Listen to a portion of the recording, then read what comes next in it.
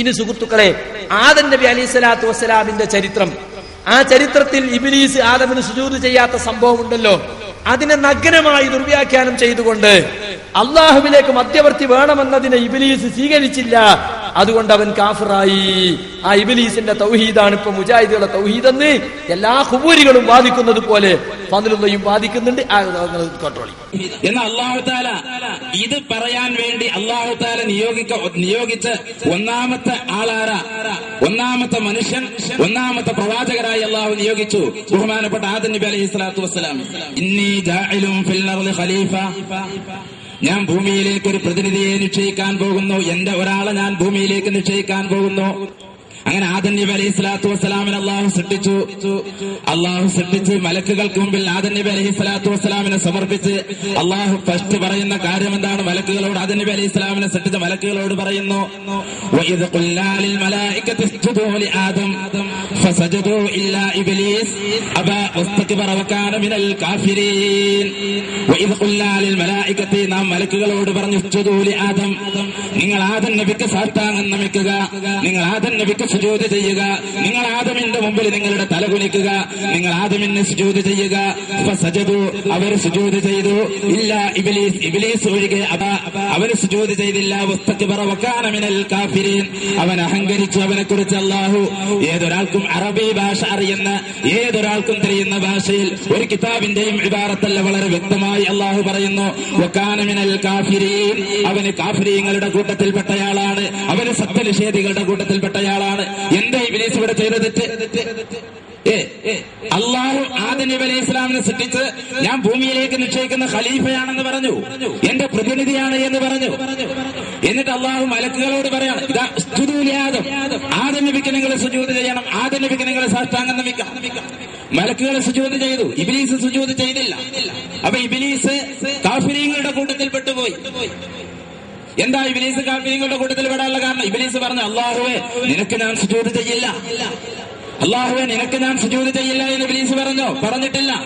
ഇബ്ലീസ് സുജൂദ് ചെയ്യാതിരുന്നിട്ടില്ല. മാത്രല്ല, ആകാശത്തും ഭൂമിയിലുമൊക്കെ ഇബ്ലീസിന്റെ സുജൂദ് ചെയ്യാത്ത, ഇബ്ലീസിന്റെ നെറ്റിത്തടം വെക്കാത്ത ഒരു സ്ഥലം പോലും ഇല്ലായിരുന്നില്ല, ഒരു സ്ഥലം പോലും ഇല്ലായിരുന്നു എന്നാണ് പറയപ്പെടുന്നത്. എല്ലാ സ്ഥലത്തും ഇബ്ലീസ് സുജൂദ് ചെയ്തു, അവന്റെ നെറ്റിത്തടം എല്ലാ സ്ഥലത്തും വെച്ചു, എല്ലാ സ്ഥലത്തും അവന്റെ നെറ്റിത്തടം വെച്ചു. പക്ഷേ അള്ളാഹുവിന്റെ സൃഷ്ടി ഇബ്ലീസ് പറയുന്നത്, അള്ളാഹു ആദം നബിക്ക് ഞാൻ സുജൂദ് ചെയ്യൂല. നമ്മൾ വസ്തുനിഷ്ഠമായി മനസ്സിലാക്കണം. നമ്മുടെ ബുദ്ധി കൊണ്ട് ആലോചിച്ചാൽ ഏറ്റവും നല്ല തൗഹീദ് ഇബ്ലീസിന്റെ തൗഹീദാണ്. ഇബ്ലീസ് പറഞ്ഞത് ആദം നബിക്ക് ഞാൻ സുജൂദ് ചെയ്യില്ല, അള്ളാഹുവിന് സുജൂദ് ചെയ്യൂല എന്ന് പറഞ്ഞാൽ ഇല്ല, ആദം നബിക്ക് സുജൂദ് ചെയ്യില്ല. മലക്കുകളോ അള്ളാഹുവിന് സുജൂദ് ചെയ്തു, മലക്കുകൾ ഉയർന്നു, ഇബ്ലീസ് താഴ്ന്നു.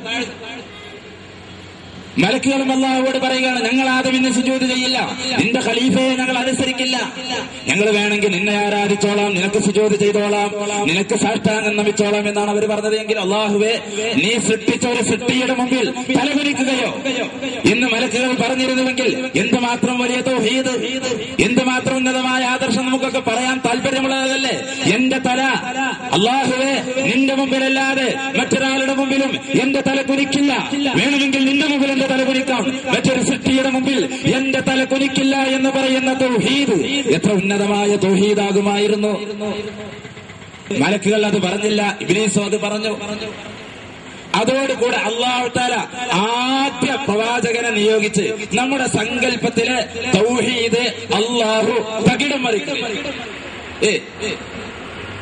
മറിക്കുകയാണ്. ഇത് ഖുർആനിലുള്ളതാണ്, വേറെ വല്ല കിതാബിലുള്ളതാണെങ്കിൽ കെട്ടുകഥ എന്ന് പറയാമായിരുന്നു, വല്ല ഹദീസിലുള്ളതാണെങ്കിൽ വഈഫാണെന്ന് പറയാമായിരുന്നു. പറ്റില്ലല്ലോ. ഖുർആനിൽ അല്ലാഹു നേർക്ക് നേരെ നമുക്ക് തിരിയുന്ന ഭാഷയിൽ അല്ലാഹു തആല പഠിപ്പിച്ചു തരികയാണ്. ഖലീഫയെ അനുസരിക്കണം, ഖലീഫയെ അംഗീകരിക്കണം, ഖലീഫക്ക് സാഷ്ടാംഗം നമിക്കണം.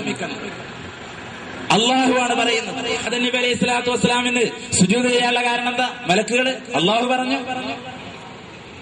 ആദം നബിക്ക് സുജൂദ് ചെയ്യാൻ അള്ളാഹു പറഞ്ഞു, സുജൂദ് ചെയ്തേ മതിയാകൂ. അതില്ലായിരുന്നുവെങ്കിൽ നമ്മുടെ സങ്കല്പത്തിലെ തൗഹീദ് അതിഗംഭീരമാകുമായിരുന്നു. പക്ഷെ അള്ളാഹ് പൊളിക്കാൻ തീരുമാനിച്ചു. ഇനി ആ തൗഹീദ് ഉണ്ടാക്കാൻ മെനക്കെട്ടിട്ട് വല്ല കാര്യമുണ്ട്?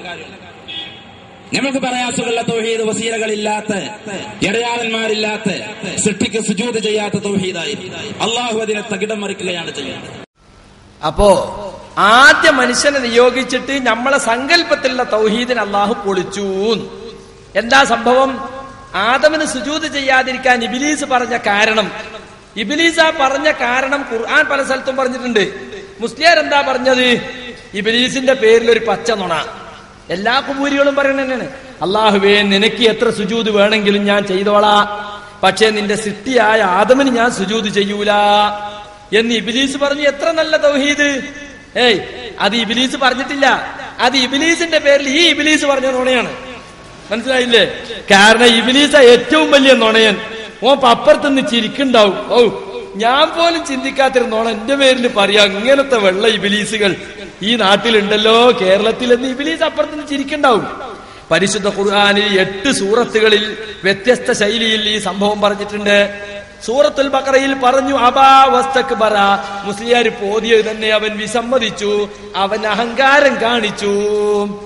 അഹങ്കാരമാണ് സുജൂദിന് തടസ്സമായിരുന്നത്, അല്ലാതെ അള്ളാഹ്ക്ക് നേർക്ക് നേരെ എത്ര സുജൂദും ചെയ്യാം. ആദമിനെ മധ്യവർത്തിയാക്കിക്കൊണ്ട് ഞാൻ സുജൂദ് ചെയ്യൂല എന്നതല്ല.